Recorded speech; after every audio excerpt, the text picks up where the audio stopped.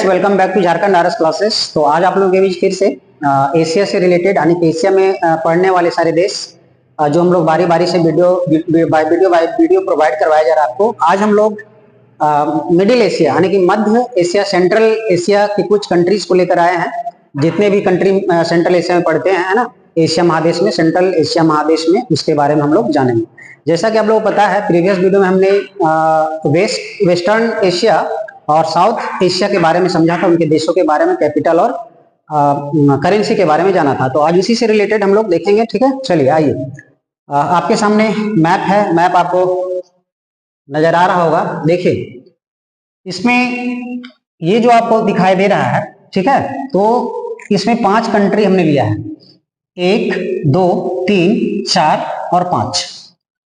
ये कंट्री नहीं है, ये कैस्पियन सागर है। ठीक है, ये कैस्पियन सागर है, इसलिए इसे मैं थोड़ा सा, सागर कहने का अर्थ अब ये कोई महासागर नहीं है, एक तरह से ये झील ही है। ठीक है, सागर हम किसे बोलते हैं? जो कोई बड़े महासागर से किसका यदि टच करता हो। जैसे देखिए, प्रशांत महासागर से यदि आपका कनेक्ट है अटलांटिक महासागर, तो वो महासागर के अंतर्गत आएगा। ठीक है, लेकिन यहाँ क्या है कि कोई ये बड़े जल से ये कनेक्ट नहीं है। ठीक है, कोई बड़े जल बॉडी या कोई महासागर से कनेक्ट नहीं है, इसीलिए इसे हम झील बोलेंगे। हालांकि इसे कैस्पियन सागर बोला जाता है, लेकिन हकीकत में ये झील है। ठीक है, तो यहाँ झील है आपका। ठीक है, कैस्पियन सागर बहुत अच्छी तरह से आप जानते होंगे, है ना।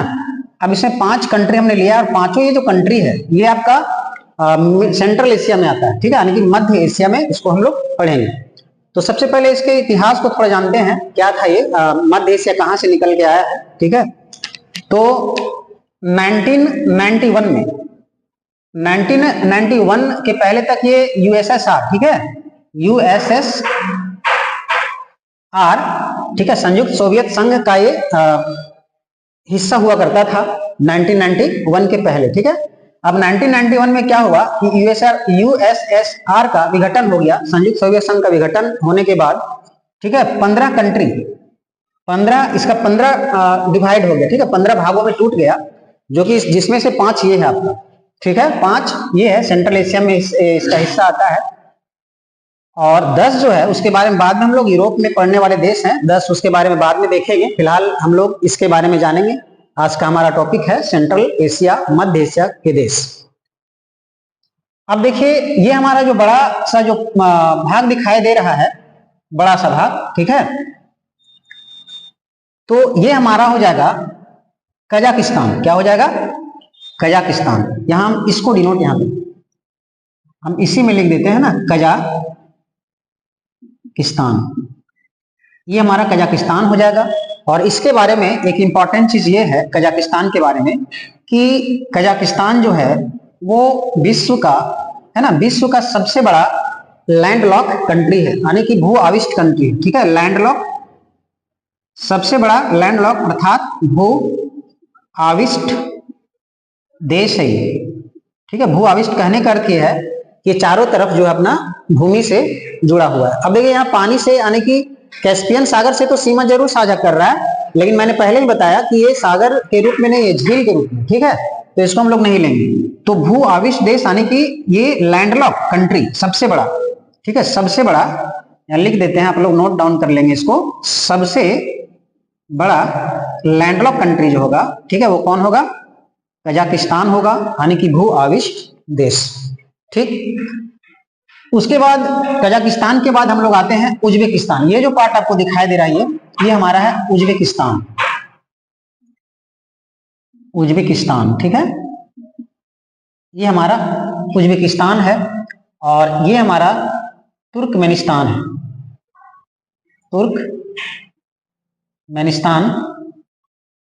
तुर्कमेनिस्तान है ये। ठीक है, उसके बाद यहां हम लोग आएंगे यदि, तो ये किर्गिस्तान है, किर्गिस्तान।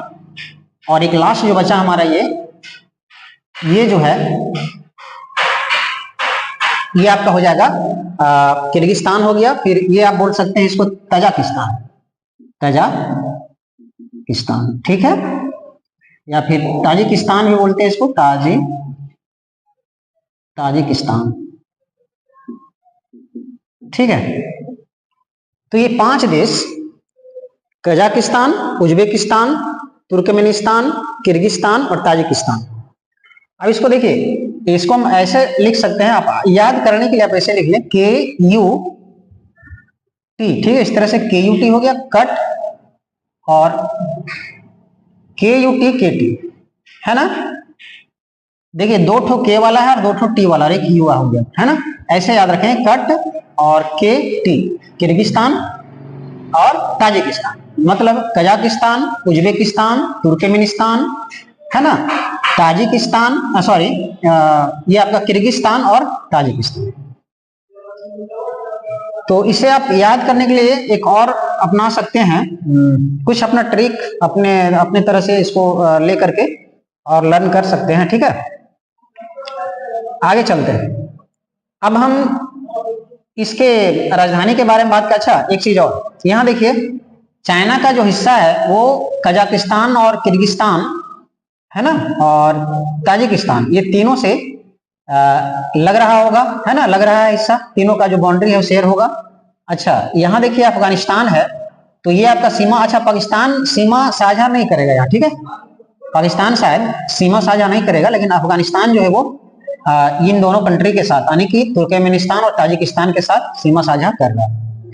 इधर अजरबैजान को देख रहे होंगे, अजरबैजान जो है वो ये सागर से अपना सीमा टच कर रहा है, यानी कि कैस्पियन सागर से अपना सीमा टच कर रहा है। चलिए अब हम बारी बारी से बात करते हैं करेंसी और इनके मुद्रा और कैपिटल के बारे में। चलिए तो हम लोग इसके राजधानी और करेंसी यानी मुद्रा के बारे में जान लेते हैं, है ना, पांचों देश के क्या करेंसी है और क्या राजधानी है, इसके बारे में हम लोग समझते। पहले एक तरफ हम लिखते हैं देश, और एक तरफ हमारा होगा राजधानी, ठीक है, और एक तरफ हमारा होगा मुद्रा। चलिए तो सबसे पहले देश यदि हम लिखें तो कजाकिस्तान, कजाकिस्तान की राजधानी की यदि बात करें तो अस्ताना, इसकी राजधानी अस्ताना है। एक चीज और, इसका राजधानी तो अस्ताना ही है, लेकिन बीच में नूर सुल्ताना इसका राजधानी यानी कैपिटल रखा गया था, ठीक है, लेकिन बाद फिर हटा दिया गया और फिर से वापस अस्ताना ही इसकी राजधानी रहा। इसकी जो मुद्रा की बात करें तो तेंगे इसका मुद्रा होगा। उसके बाद आते हैं उज्बेकिस्तान में।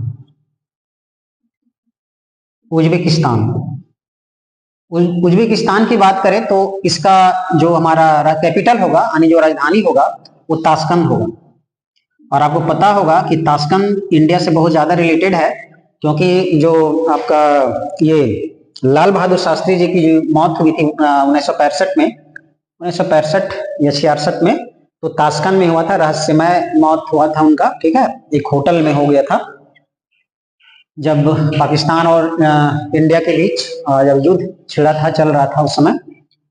उसके बाद इसका जब राजधानी ये कैपिटल की बात करें तो सोम जो है, सॉरी मुद्रा होगा इसका सोम, ठीक है, मुद्रा इसका सोम होगा। उसके बाद हम यदि बात करें तुर्कमेनिस्तान की, ठीक है, तुर्कमेनिस्तान की यदि बात करें तो इसका जो कैपिटल होगा अशगाबाद होगा।